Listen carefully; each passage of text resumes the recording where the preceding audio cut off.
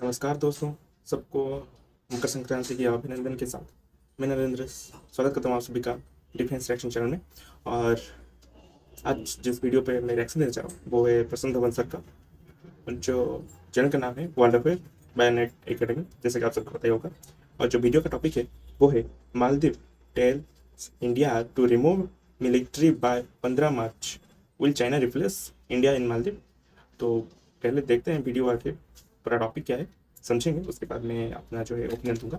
ठीक। नमस्कार and welcome you to world affairs. मैं हूं प्रशांत धवन। नाउ इंडिया और मालदीव्स के रिलेशंस के बीच में मार्च 15 के आसपास एक बड़ी डेवलपमेंट होने वाली है, क्योंकि मालदीव्स ने अपनी तरफ से कैटेगोरिकली ये कह दिया है कि इंडिया के पास 15 मार्च तक का टाइम है, इस साल के 15 मार्च तक का टाइम है कि ये लोग अपनी मिलिट्री प्रेजेंस कंप्लीटली खत्म कर दें मालदीव्स में। और ये कैटेगोरिकली मालदीव्स की सरकार ने कहा है मीडिया के सामने। अगेन, ये ऐसा नहीं है कि उन्होंने चिट्ठी लिखी है इंडियन गवर्नमेंट को कि सीधा हटा दो। इन्होंने लिटरली पूरी दुनिया के सामने एक तरीके से एक ओपन अनाउंसमेंट के रूप में ये कहा है कि हम चाहते हैं कि इंडिया विड्रॉ कर ले अपने सोल्जर्स फ्रॉम मालदीव्स। अब क्वेश्चन यहाँ पे आपका यही आएगा, क्या इससे हमें कुछ फर्क पड़ता है? अगर मान लीजिए हाइपोथेटिकली स्पीकिंग कि इंडिया के जो अब 80 या 88 के आसपास जो मिलिट्री पर्सनल है मालदीव्स में, अगर ये वापस भारत में आ जाते हैं तो इससे जियोपॉलिटिकल इंपैक्ट क्या पड़ेगा? क्या आप मानोगे ये जियोपॉलिटिकल हार है इंडिया की? क्या चाइनीज मिलिट्री पर्सनल रिप्लेस कर सकते हैं इंडियंस को? ये सारी बातें मैं आपको बताऊंगा इस वीडियो में। ना यहाँ पे आप देख पाएंगे ये एशिया का मैप, ये हमारा प्यारा भारत है, और यहाँ पे आप देख पाओगे ये है मालदीव्स। मालदीव्स देखिए न्यूज में लगातार इसलिए बना हुआ है क्योंकि इस कंट्री की लोकेशन बहुत ही ज्यादा इंपॉर्टेंट है। छोटी सी आबादी है, 5 लाख की, बहुत सारे इनके आइलैंड्स है, बट जो इनकी ज्योग्राफिकल लोकेशन है ना, ये इतनी इंपॉर्टेंट है कि आप इस कंट्री को इग्नोर नहीं कर सकते। कई मामलों में ना मुझे मालदीव्स और पाकिस्तान में ये सिमिलरिटी दिखाई देती है। यूएसए की भी आप अगर एक रिपोर्ट पढ़ोगे मालदीव्स के बारे में, आज से कई साल पहले इन लोगों ने एक रिपोर्ट पब्लिश करी थी अबाउट मालदीव्स, मालदीव्स में प्रॉब्लम क्या है। और इस रिपोर्ट में कई बार इन्होंने एक्सट्रीमिज्म का मेंशन किया कि वायलेंट एक्सट्रीमिज्म मालदीव्स में बहुत ज्यादा बढ़ रहा है। रिलीजियस एक्सट्रीमिज्म भी हो सकता है कि इन द फ्यूचर यहाँ पर बढ़े। और यूएस खुद इस बात को लेकर बहुत ज्यादा चिंतित है, क्योंकि मालदीव्स की जो लोकेशन है ना जियोपॉलिटिकली, ये बहुत ही ज्यादा इंपॉर्टेंट है। और यूएस ने उस टाइम ये भी कहा था कि मालदीव्स में फॉरेन एक्टर्स लगातार चैलेंजेस क्रिएट कर रहे हैं। ये of course US primarily China की बात कर रहा है। इन्होंने आगे जाकर चाइना का जो इशू है वो भी रेस किया था अपनी रिपोर्ट में। और 2021 में उस वक्त के जो मालदीव्स के प्रेसिडेंट थे ना सोली, इन्होंने खुद अपने देश के नागरिकों को यह कहा था कि मालदीव्स को एक्सट्रीमिज्म से लड़ना होगा। प्राइमरली ये रिलीजियस एक्सट्रीमिज्म की बात कर रहे हैं। यहाँ पे आप देख पाओगे मालदीव्स प्रेसिडेंट इब्राहिम सोली, अब ये प्रेसिडेंट नहीं रहे, पुराने प्रेसिडेंट थे 2021 में, इन्होंने कहा था कि citizens need to rise against religious extremism, ताकि मालदीव्स की जो इंडिपेंडेंस है, सॉवरेनिटी है, ये बची रहे। ये देखिए फर्क है। इनके पुराने प्रेसिडेंट ये कहते थे कि मालदीव्स की जो सॉवरेनिटी है उसको असली खतरा है रिलीजियस एक्सट्रीमिज्म से, मगर अब जो इनके नए प्रेसिडेंट हैं मुइजू, इनका कहना यह है कि इंडिया से इनको मेन खतरा है। ऑलमोस्ट आप कह लीजिए जो लैंग्वेज काफी बार पाकिस्तान यूज करता है कि इंडिया से इनको मेन खतरा है और इंडिया से रिलेशन खराब करने की कोशिशें, सेम चीजें आज के समय हम देख रहे हैं मालदीव्स की तरफ से। अब एक क्वेश्चन यहाँ पे आपका यह आएगा कि इंडियन मिलिट्री पर्सनल मालदीव्स में है भी क्यों? और अगर मान लो हाइपोथेटिकली स्पीकिंग, जिस तरीके से मुइजू ने इस बात का एक इशू बना दिया पूरे मालदीव्स में कि इंडियन मिलिट्री को हटाना है। देखो मुइजू ने एक तरीके से ना अपनी पॉलिटिक्स में इंडिया को एज ए विलन दिखाया है मालदीव्स में, कि मालदीव्स में जो भी प्रॉब्लम है, जो भी इश्यूज हैं, ये इंडियंस की वजह से है। इंडिया की मिलिट्री को हटाना होगा। हम एक इंडिपेंडेंट कंट्री कैसे हो सकते हैं जब तक किसी फॉरेन कंट्री की मिलिट्री यहाँ पर रहे? जबकि इंडियन मिलिट्री पर्सनल 77 या 80 के आसपास कई होंगे, और ज्यादातर इनमें से देखिए ट्रेनिंग देने के लिए आते हैं। अगर आप मेरे सोच रहे हैं कि इंडियन मिलिट्री पर्सनल मालदीव्स में करके आ रहे हैं, ज्यादातर ये लोग मालदीव्स के जो सिक्योरिटी पर्सनल हैं इनको ट्रेनिंग देने के लिए आते हैं। उसके अलावा इंडिया ने ओवर द इयर्स जो एयरक्राफ्ट गिफ्ट किए हैं मालदीव्स को, उनकी मेंटेनेंस के लिए भी इंडियन मिलिट्री पर्सनल काफी बार मालदीव्स में रहते हैं। वैसे आप अगर हिस्ट्री में जाओगे ना, तो इंडियन मिलिट्री ने प्रॉपर एंट्री करी थी मालदीव्स में इन द ईयर 1988। उस वक्त क्या हुआ था देखिए, यहां पर भी सेम पाकिस्तान वाली कहानी आपको मिलेगी।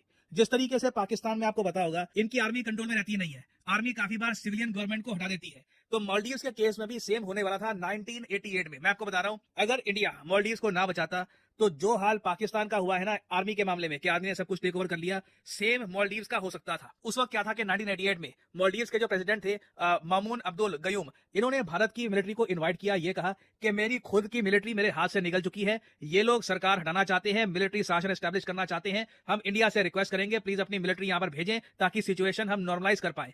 और इंडिया ने ऑपरेशन कैक्टस के अंडर जल्द से अपनी मिलिट्री को भेजा मालदीव्स में, और हमने मालदीव्स की डेमोक्रेसी बचा ली। नहीं तो मालदीव्स का हाल बहुत खराब हो जाता। ये कोई जो आज के समय टूरिस्ट डेस्टिनेशन बनी हुई है, ये ना होता, यहाँ पे मिलिट्री टेक ओवर कर लेती। यूएस, यूरोप समेत कई कंट्रीज सैंक्शन लगा देते हैं, जिस तरीके से म्यांमार में हो रहा है। यहाँ पर भी आपको पता होगा मिलिट्री ने टेक ओवर कर रखा है। तो जैसा हाल म्यांमार का हो रखा है ना, वैसा हाल मालदीव्स का होता। इंडिया ने लिटरली मालदीव्स को इस टाइम ऑपरेशन कैक्टस के अंडर बचा लिया था।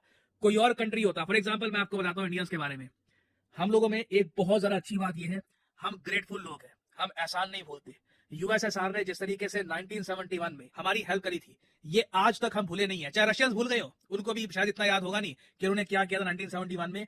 आज तक इंडियंस को ये बात याद है। चाहे इकोनॉमी के मामले में इंडिया रशिया से काफी आगे निकल चुका हो, रशिया पे बहुत सारे सैंक्शन लग गए हैं, अब रिलेशन उतने स्ट्रांग रहे नहीं जितने एक टाइम पर थे, बट स्टिल एहसान फरामोश नहीं है हम लोग। एक जो कंट्री हमारी हेल्प करता है मुश्किल टाइम में, हम उनको याद रखते हैं। मालदीव्स के केस में अजीब बात है, ये बहुत ज्यादा अजीब है। इनको मतलब आप कह लीजिए या तो ये बात पढ़ाई नहीं गई कि इंडिया की वजह से ही यहाँ पर डेमोक्रेसी है, या फिर आप कह लीजिए जो करंट प्रोपेगेंडा है एंटी इंडिया एलिमेंट्स का यहाँ पर ये इतना स्ट्रांग है कि इन्होंने बस एक चीज पर फोकस किया हुआ है कि इंडियन मिलिट्री पर्सनल को कंप्लीटली रिमूव करवा दो यहाँ से, कि बिल्कुल एक भी इंडियन मिलिट्री पर्सनल 15 मार्च के बाद मालदीव्स में नहीं रहना चाहिए। अब अगला क्वेश्चन यहाँ पे आपका ये आएगा कि क्या चाइनीज सोल्जर्स इंडियन सोल्जर्स को रिप्लेस कर सकते हैं? मान लो कि जो इंडियन मिलिट्री है ये 15 मार्च से पहले या फिर 15 मार्च के बाद वापस इंडिया में आ जाती है, तो क्या चाइनीज सोल्जर्स वहां पे आ जाएंगे मालदीव्स में? अभी के लिए ना अगेन देखो, मैं पर्सनली मुइजू जैसे लीडर्स का भरोसा करता नहीं हूं, क्योंकि ये एजेंडा ड्रिवन है, ये अपने कंट्री के हित के बारे में नहीं सोच रहे। अगर मुइजू जेन्युइनली मालदीव्स के लोगों के बारे में सोचते, इंडिया के साथ रिलेशंस और बिल्ड करने के बारे में इनका प्रयास होता, बट इट्स कंप्लीटली ऑपोजिट।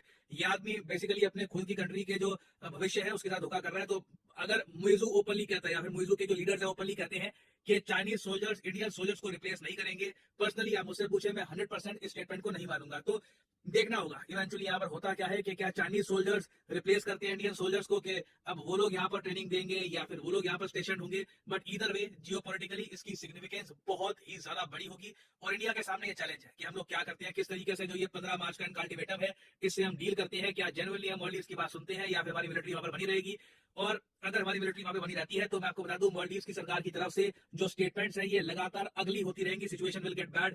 तो इससे रिलेटेड देखिए कुछ मेजर डेवलपमेंट्स आती है इन द फ्यूचर, तो मैं आपके लिए अपडेटेड वीडियो ले आऊंगा।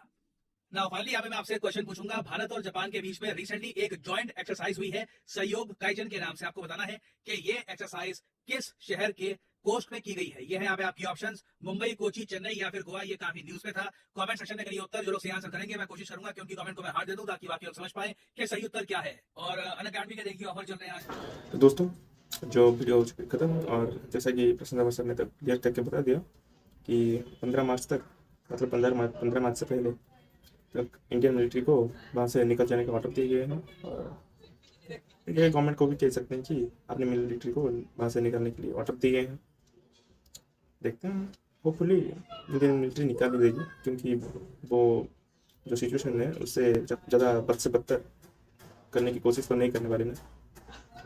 और बाकी रही कि क्या चाइनीज़ जो मिलिट्री है वो रिप्लेस कर देगी इंडिया को।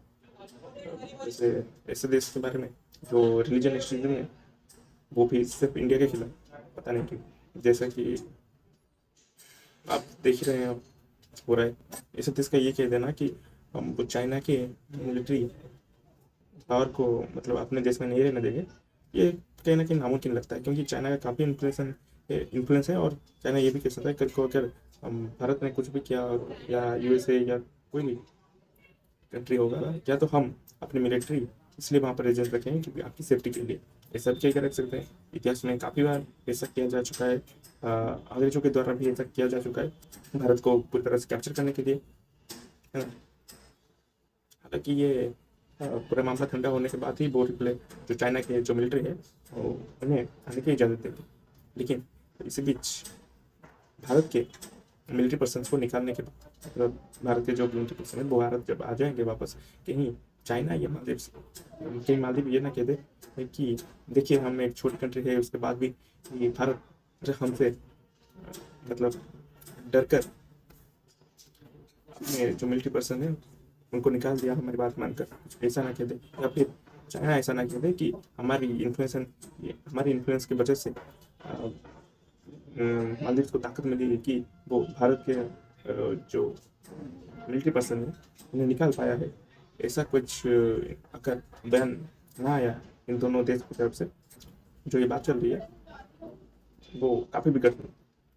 खैर वो तो 15 मार्च तक पता ही चल जाएगा, वैसे अभी सिर्फ 2 महीने और बचे हैं। और जो बात की एहसान फरामोश की, सच कहा जाए तो जब रशिया ने हमें जो बचाया था पाकिस्तान इनके सपोर्ट में, यूएसए, यूके और बाकी यूरोपियन कंट्री जो है उनके समर्थन में आए थे, वो भी वार लड़ने के लिए, तब रशिया जीत था उनकी सबमरीन, उनके जो परमाणु हथियार से ले कुछ पनडुब्बी है, उन्होंने ही हमें आके बचाया था कि जो यूरोपियन पावर है वो इस जंग में इंटरफेयर ना करे। उन्होंने सिक्योर की, एक तरह से कहा जाए तो यूरोपियन पावर से हमें प्रोटेक्ट किया।